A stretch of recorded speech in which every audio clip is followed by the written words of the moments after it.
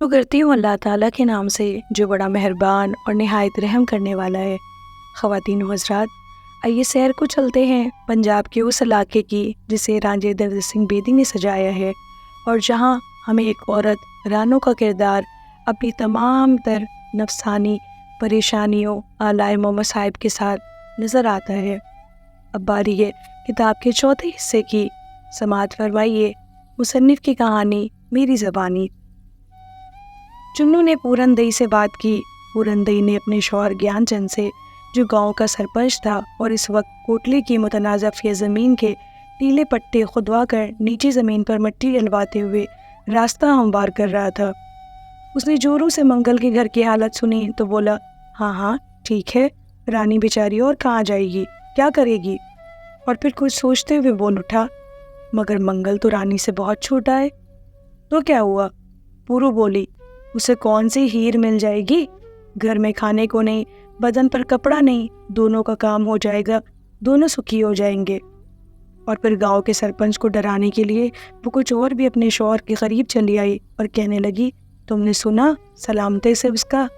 नहीं नहीं, नहीं तो मैं तो कहती हूँ इन आराइयों, इन सलोस को गांव से निकाल ही देना चाहिए। ये जहलम और तीनों बेटियाँ उसकी जो ब्याही हुई हैं वो भी और जो नहीं वो भी सब ऐसे घूमती हैं जैसे कुतिया। तू कहे जाएगी या मतलब की बात भी बताएगी? ज्ञानचंद ने बेसब्री से कहा और बोला, कुछ हुआ? अभी तो कुछ नहीं, हाँ हो जाएगा। ज्ञानचंद क्या उम्मीद लेकर सुनने आया था, लेकिन सब मज़ा किरकिरा हो गया। वो बोला, कुछ हुआ तो वही हाल होगा उसका जो चौधरी मेहरबान दास का हुआ, लोहे के लंगोट वाले बाबा हरिदास का हुआ। पूरनदई ने अपनी नज़रें झुका ली। ज्ञानचंद माने खेज निगाहों से उसकी तरफ देखते हुए बोला, मत ये समझना अब के मुकदमे में सिर्फ मर्द ही भुगतेंगे। जब तक औरतें बराबर का हक नहीं मांगती थी ठीक था, अब लें बराबरी का हक। मैं एक बात पूछती हूँ, पूरनदई ने कहा, तुमने झेलम को धर्मशाला में क्यों बुलवाया है? वो अंदर ही अंदर हरिदास के नाम की बस घोल रही थी। धर्मशाला में कहाँ बुलवाया है, वो तो मेहर करमदीन के बाग में। ज्ञानचंद ने कुछ हकलाते फिर फौरन ही रास्ता पाते हुए कहा, मुसलमानी होकर वो धर्मशाला में कैसे आ सकती है? अच्छा, अब धर्मशाला की जगह कर्मों के बाग ने ले ली? अरे नहीं री सौदायन, उसने बाग के सब केले तोड़ लिए, तुम्हारे बाग के तो नहीं तोड़े। बाड़ मजबूत थी, ज्ञानचंद ने मुस्कुराते हुए कहा। नहीं तो वो क्या कमी करती, बाड़ मजबूत थी, ये पहले ही आते जातों ने तोड़ लिए। ज्ञानचंद का चेहरा स्याह पड़ गया। पूरू से नजरें बचाते हुए बोला, अच्छा अच्छा, तू बात करने आई थी मंगल की? मंगल की नहीं, रानी की। पूरू ने तरदीद की। रानी की सही, ज्ञानचंद बोला। मैं तो समझता हूँ इसे मंगल के साथ चादर डाल ही लेनी चाहिए। यूँ भी गांव में आई हुई औरत बाहर क्यों जाए, इधर उधर क्यों झाके, इसमें गांव के हम सब मर्दों की बदनामी होती है। और फिर मजदूरों की तरफ मुंह करते हुए ज्ञानचंद ने बुलंद आवाज से कहा, कामियों घबर दो, सब जमीन बराबर कर दो, कहीं भी ऊंच नीच ना रहे।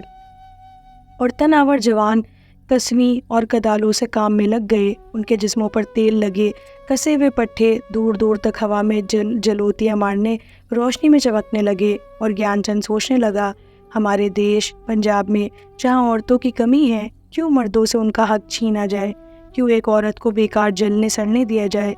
फिर वो गांव की पंचायत से अलग और हुजूर सिंह की भाइया बरादरी से अलग मिलने के लिए चला गया। मंगल की गैर हाजिरी में कुछ लोग बड़ी को देखने आए थे। बड़ी मासूम कुछ न जानती थी। दादी के कहने पर मेहमानों की खातिर खिदमत के लिए दौड़कर चुन्नू के वहाँ से बर्फ़ी ले आई, जिसमें मावा कम था और शक्कर ज़्यादा। नफ़ागीर दुकानदारों ने एक सेर मावे से 5 सेर बर्फ़ी बनाई थी और शहर की ये बीमारी गांव तक चली आई थी। वो 3 आदमी थे, एक अधेड़ उम्र का तकरीबन बूढ़ा और बाकी के 2 जवान। एक तो साफ उस बूढ़े का बेटा मालूम होता था और दूसरा शायद उसका दोस्त था। हो सकता था भाई ही हो, लेकिन शक्ल बाप पर ना गई हो। दादी के इशारे पर वो बड़ी को उठते बैठते, अंदर आते बाहर जाते देख रहे थे, निगाहों से तौल रहे थे। नौजवान की निगाहें तो फिर उचट कर पड़ती थी, लेकिन बूढ़े की सीधी, और जहाँ पहुँचती वहीं चिपक जाती। आखिर जब बड़ी नीचे घड़े में से पानी डालने के लिए बैठी और फैली तो बूढ़े ने हुंकारते हुए कहा, माँ और फिर बोला, ठीक है, सब ठीक है। इसी वक्त बड़ी के माथे पर किसी ख्याल की परछाई गुजरी और इससे पहले कि दादी जिंदा उसे बाहर जाने का इशारा करती, बड़ी एक ही इस जख्म से बाहर भाग गई और अपने पीछे एक ऐसी खुशबू छोड़ गई जो नौखेज़ लड़कियों ही के बदन से आती है। 1000 रुपये से आते आते 550 पर फैसला हुआ। इस पर जिंदा को सोचने का मौका देकर अपनी तसल्ली तशफ़ी करते हुए वो लोग चले गए। हराफा ने मौका भी ऐसा तलाश किया था जबकि रानो गांव की दूसरी औरतों के साथ कपास चुनने गई थी। जिंदा अब सोच रही थी ये रकम उन लोगों से लेगी कैसे, लड़की उन्हें देगी कैसे। रानो से उसे पूछना ही पड़ेगा, लेकिन उसे तो वो अपने दिल से, अपने घर से हमेशा के लिए बेगाना कर चुकी थी। रानी लौटी तो जिंदा उससे लेपो पोतिया करने लगी और जब उसे पास बिठाकर जिंदा ने उसकी बगल में अपनी बूढ़ी झुर्रियाँ मारी, बाहर डालते हुए कहा, तू जन्म जन्मांतर की बहू मेरी। तो रानो का माथा ठनका। जब ही बड़ी ने बाहर से आते हुए माँ को अंदर आने का इशारा किया, जिसे जिंदा की तकरीबन अंधी आंखें न देख सकी। रानो उठकर अंदर गई तो बड़ी ने अपनी ठीठ जबान में माँ से सब कह दिया। 550 की बात भी सुना दी। वो दरवाजे के पीछे से सब सुनती रही थी। रानो बड़ी के मना करने पर भी लपक कर बाहर चली आई। वो अपनी औकात, अपनी हिम्मत, उस घर में अपना दर्जा सब कुछ भूल चुकी थी। वो उस कुड़क मुर्गी की तरह थी जो अपने अंडे बच्चों को बचाने के लिए शुक्रे और बास पर भी झपट पड़ती है। आज कौन आया था यहाँ? किसकी हिम्मत पड़ी ये दहलीज फांदने की, मेरी बेटी का सौदा करने की? जिंदा एक औरत किस्म की मुदाफ़ियत पर उतर आई। नहीं भैया रानिए, वो तो ऐसी ही बात कर रहे थे। अब हर किसी का मुंह थोड़ा पकड़ा जा सकता है। हाँ, पकड़ा जा सकता है, झुलसा जा सकता है। रानो कोई सुन थोड़े ही रही थी। उन हरामजादों की जबान काट देनी थी, मुंह में लट लट कुड़ता हुआ ठूस देना था। मेरी बेटी जिसकी एक एक बाँ, एक एक उंगली, एक एक पोर लाख लाख की, उसकी एक एक तकनी में 100 मौका, लोगों की एक ही नज़र में उम्र कैद। तेरी बेटी है? जिंदा बोली। मेरी भी तो कुछ होती है, मेरी भी तो पोती है। पोती बहू से होती है, जब बहू ही नहीं तो फिर पोती कैसे? और फिर एक लंबी सी घिसटती हुई खबरदार कहते हुए हाथ लपकाते हुए रानो अंदर चली गई। आखिर वही छलंगा, वही रोना। हाय, अब मैं बेटी को बिकते देखूंगी। मैं तो सिर्फ कुछ लेके नहीं आई थी, तो ये दुर्दशा हुई, ये तो बिक जाएगी। और वो बात बात पे उसकी हड्डियाँ तोड़ेंगे, नोच नोच के खाएंगे, कहेंगे तुझे ऐसे ही तो नहीं खरीद के लाए हैं, दाम दिए हैं। तिलों के मरहूम के ज़माने में आखिरी यही हरबा था रानी का। दया तो नहीं दिया, दिया तो नहीं दिया, लिया तो कुछ नहीं। ब्याह कर लाए हो, खरीद के तो नहीं लाए। और ये बेटी मेरी बिक जाएगी, घर में खाने को कुछ नहीं, ब्याह होगा भी तो कैसे? एक लम्हे के लिए उसे ख्याल आया, आज मेहरबान दास चौधरी होता, एक ही रात में बेटी का जहेज तैयार कर लेती और फिर उसे अपने सामने तूतिये बजाती, नाचती गाती हुई बारात सेरे बांधे हुए लड़के के हवाले कर देती। और जब डोली उठती तो दूर खड़ी देखती, रोती देखती, लेकिन कभी न कहती, बेटी तेरे सुहाग के लिए रात एक माँ ने अपना सुहाग लुटा दिया। फिर 500-550 मिलेंगे तो ये फापियाँ मुझे कुछ देगी थोड़े ही, आखिर बेचना ही है तो एक ही बार 550 में क्यों ना मैं उसे लेकर शहर निकल जाऊं और थोड़ा थोड़ा तक करके बेचूं। लाहौर में सैकड़ों हज़ारों बाबू लोग फिरते हैं जो कुछ देर के दिल बहलावे के लिए 15-15, 20-20 रुपए दे जाते हैं। खाने को चंगी चौकी मिलेगी, पहनने को रेशम खीन खीन खाब, थोड़े ही दिनों में रोपों और कपड़ों से संदूक भर जाएंगे। जब ही जन्नाटे की एक थप्पड़ की आवाज़ सुनाई दी जो रानो ने खुद ही अपने मुंह पर मार लिया था और अब हमेशा की तरह एक अनजाने खौफ से कांपने लगी थी। जिंदा रानो का आखिरी फिक्रा सोच रही थी, पोती बहू से होती है, जब बहू ही नहीं तो पोती कैसी? उसी वक्त ज्ञानचंद, खेसर सिंह, जग्गू, दल्ला, करमदीन और गांव के दूसरे आदमी चले आए और आकर हुजूर सिंह के पास बैठ गए। जिंदा को भी बुलवा लिया और रानी की चादर डालने की बात यूं छेड़ दी जैसे ये भी कोई झगड़ा है जिसका फैसला पंचायत को करना चाहिए। चादर की रस्म की बात शुरू हो गई। हुजूर सिंह ने समझा इस उम्र में जबकि वो मरने के करीब है, पंचायत बिरादरी के लोग उसकी बेइज्जती करने, उसे आखिरी ठोकर मारने आए हैं। लेकिन जिंदा औरत की सरीउल अक्ली से गैर बात की तह तक पहुंच गई, बल्कि उससे भी कहीं दूर आगे बहुत आगे निकल गई। एक लम्हे के लिए उसे ख्याल आया, इतना नज़दीक, इतने करीब का ख्याल उसे पहले क्यों ना आया। फिर उसे याद आया, हाँ आया था, लेकिन जब बड़ी कितनी छोटी थी। अब रानो फिर उसकी बहू हो सकती है और बड़ी उसकी पोती। और जब हुजूर सिंह ने पंचों की तरफ देखकर आंखें फड़फड़ाई तो बूढ़ी दांत निकाल कर उसकी तरफ बढ़ी। डब्बू की बूढ़ी मरी थोड़ी थी, वो तो जिंदा थी। जिंदा जिंदा बोली, तू बीच में मत बोला कर बुड्ढे, ना मरे ना जान छोड़े।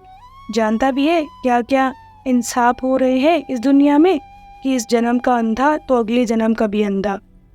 पंच मौजूद थे जिन्होंने बुड्ढी बुड्ढी का भी फैसला करा दिया और आखिर हुजूर सिंह और जिंदा दोनों की मंजूरी लेकर चलने लगे। उनके जाने से पहले नज़दीक होने के नाते जिंदा ने सबको आशीर्वाद दी। उन सबके पीठ मोड़ने की देर थी कि रानी फिर बिखरी हुई मंजर पे चली आई।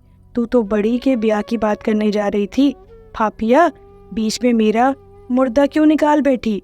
और वो बके जा रही थी, शर्म है तो कुछ खा मर, घर में बीबियों होल दलियाँ पड़ी हैं, वाफर है देवी माँ, ये जोहड़ के गदले पानी में डूब डूब मरे, ऊपर से आटे वाली मशीन कू करे। तू मेरे चम्मच से क्यों नहीं कर लेती, बनते के यहाँ क्यों नहीं बैठ जाती, संते पे क्यों नहीं चादर डाल लेती। मैं उससे ब्याह करने जाऊंगी जिसे मैंने छाती निकाल कर। जब भी कोई हाथ रानी के बालों पर पड़ा और वो उल्टी हुई दीवार के पीछे कूड़े की ढेर पर जा गिरी, उठी, नजरें साफ हुई तो सामने चुन्नू खड़ी थी और दांत पीस रही थी। रंडिये, खसमन खानिए, इधर मर। और फिर उसे मकान के पीछे होले में, जहाँ गांव के लड़के लड़कियां रात के अंधेरे में मिला करते थे या चोर सेंध लगाते थे, ले जाते हुए बोली, हम तेरे भले की करें कुतिये और तू फैलती जाए। नहीं चुन्नू नहीं। रानू ने उसके सामने दुखड़ा रोते हुए पाँव पकड़ते हुए कहा, वो बच्चा है, मैंने कभी उसे इन नज़रों से नहीं देखा।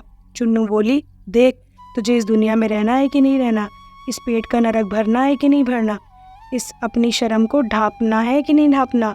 बड़ी आई है नजरों वाली, कहा नहीं बुल्ले शाह ने, बुलिया रब वाकैया पाता, इधरों उठना उधर लाना। बस इधर से निकाल कर उधर डाल देने की बात है। पहले उसे इन नजरों से नहीं देखा तो अब देख मुर्दिए।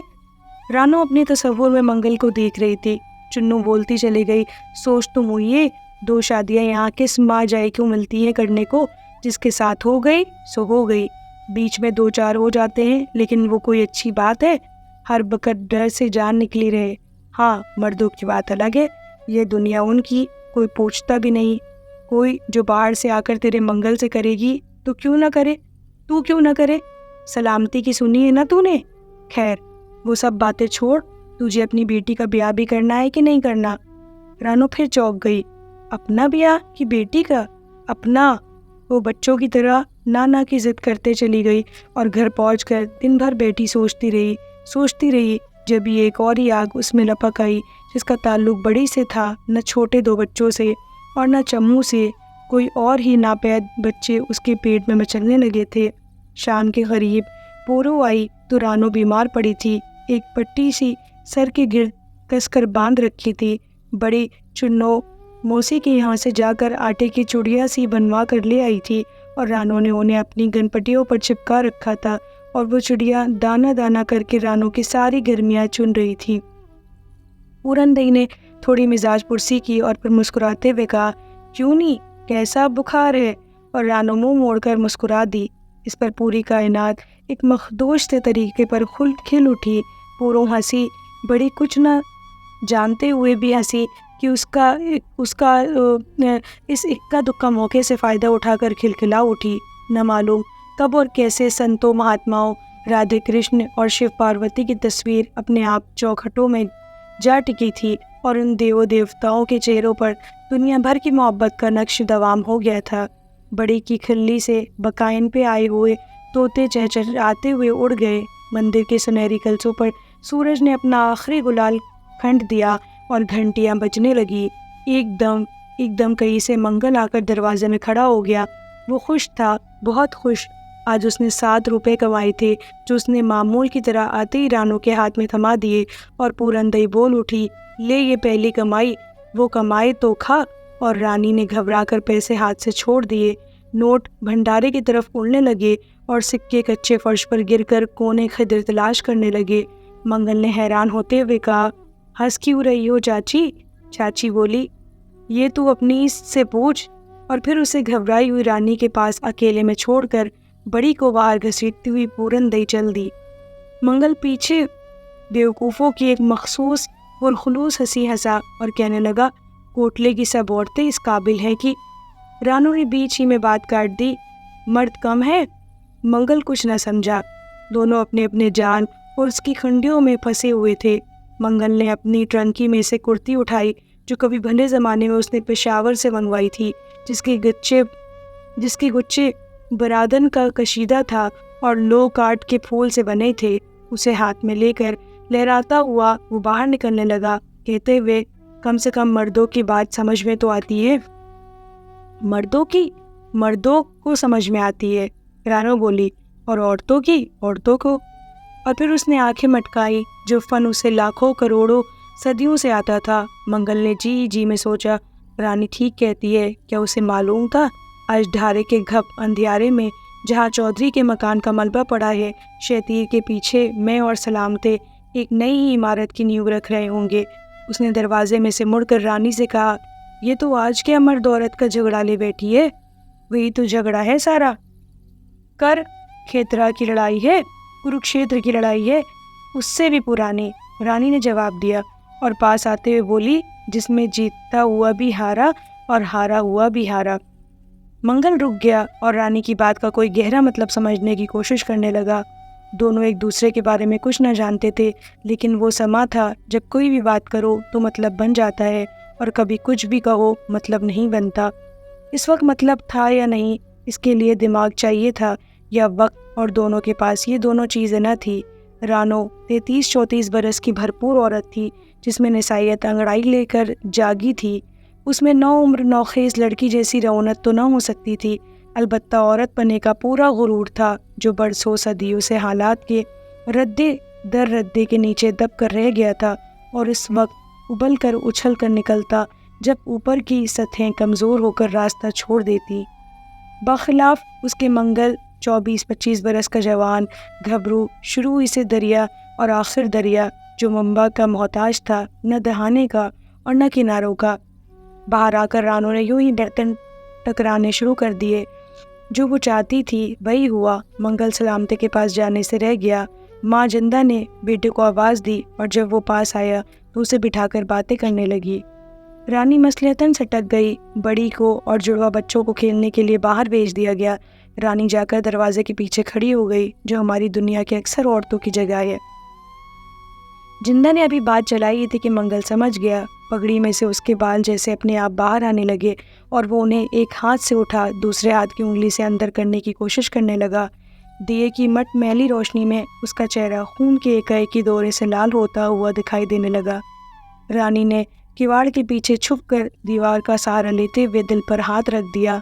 मुंह से जिसकी दगड़ दगड़ सुनाई दे रही थी, मालूम होता था कोई खूनी ऊपर की मंजिल पर किसी का खून करके अब भागने के लिए जल्दी जल्दी सीढ़ियाँ उतर रहा हो। कोई देखता वो कैसे एकदम तोरिए के बेपहार से फूल की तरह पीली, कुंडलाई और मुरझाई हुई नजर आ रही थी। उसके होंठ दीवान शाह की दुकान पर बिकने वाले पुराने छुहारों की तरह से उड़ चुके थे और घंटे आपस में टकरा रहे थे, जैसे मोहब्बत या खौफ की एक बार की हमले से लरसते टकराते हैं। मंगल ने उठकर अंदर की तरफ देखा, जहाँ उसके ख्यास के मुताबिक रानी गई थी। नहीं, ये नहीं होगा, ये कभी नहीं होगा। उसने बाएं हाथ को एक फैसले को झटका देते हुए कहा, जैसे वो छांटे को दिया करता था जब घोड़ी बक्की को दुल्की में डालना हो। फिर वो बोला, मैं माँ की गाली नहीं खाता, इन पंचों की माँ का। ये तो काया लाट इरवोन जॉर्ज पंचम भी आ जाए तो मैं कभी न करूँगा। मेरी माँ के बराबर उसकी उम्र है। मैं सर के पाँव पर रख सकता हूँ, मैं सर उसके पाँव पर रख सकता हूँ, पाँव सर पर नहीं। और वो बकता झकता इधर उधर तबर्रे सुनाता हवा को गालियाँ देता हुआ बाहर निकल गया और मुंडेर पर एक साया सा लहराया और फिर पीछे हट गया। हाय नी नी, जिंदा ने चिल्लाते हुए कहा। रनिए उठी, देख कहीं अपने आप को कुछ कर ही न ले। कह के गया है घर में एक और तिलोके की लाश आएगी। रानो लपकी, गिरी, फिर लपकी, हत्या की दरवाजे के पास जा पहुंची, जहाँ चुन्नू पूरन दई विद्या वगैरह ने उसे जकड़ लिया। रानी अपने आप को छुड़ाते हुए बोली, हाय नी, और उसने अंधेरे की तरफ इशारा किया। कुछ नहीं करेगा, चुन्नू ने डांटते हुए कहा। हाय कुछ कर लिया उसने तो मैं मर जाऊंगी, हम सब मर जाएंगे, सबका ठीकरा मुझी पे टूटेगा। तू मर रहे ना, विद्या ने आगे बढ़ते हुए कहा। ठेकरा तोड़ने वाली और कौन है, हम ही है ना। हे देवी माँ, मेरा तो सारा बदन ठंडा हो रहा है। रानो अपने तशनिजी हाथ छपाती परखती और फिर पोरों का सहारा लेते हुए बोली। चुन्नू रानी के हाथ दबाते उसे होश में लाते हुए बोली, तुझे ही तो गर्म करने के लिए ये सारी मुसीबत की है। क्या बर्फ हुई जा रही है, क्या बर्फ हुई जा रही थी। मुझे बचा लो चाची, रानी ने पूरन दई के पैर पकड़ते हुए कहा। पूरो ने अपने पैर छुड़ा लिए और बोली, मरी क्यों जा रही है, कुछ होने हवाने वाला नहीं। इन मोए मर्दों पर जब लादी डाली जाती है सब ऐसा ही करते हैं। हम औरतें ये ना करें तो सबकी सब धरी रह जाए, तू तो जानती है। रानू को कुछ हौसला हो गया था, उसने दोनों हाथों से अपना मुंह छिपा लिया और बदस्तूर लरसती कांपती हुई चुन्नू की तरफ देखकर बोली, वो क्या करेगा जो तूने किया। चुन्नू ने कहा, क्या सोचेगा जो तूने सोचा। बड़ी पास खड़ी सुन रही थी और अब तक मामले को कुछ समझ चुकी थी। वो एकदम बोली, माँ ने ये सब क्या किया तो मैं कुछ खा मरूंगी। इस पर सब औरतों ने अपनी अपनी नाक पर उंगली धरते हुए एक लंबी घिसटती हुई हो हाय की, और फिर चुन्नू ने बढ़कर बड़ी की चोटी खींच डाली और बाकियों ने धक्के देकर उसे अंदर भेज दिया। बड़ी जब अंदर गई तो शर्म, नफरत और कदोरत से उसका चेहरा सूज रहा था। बहुत शुक्रिया, जल्द मिलते हैं अगले हिस्से के साथ। तब तक के लिए सुनते रहिए, खुश रहिए, प्यार बांटिए।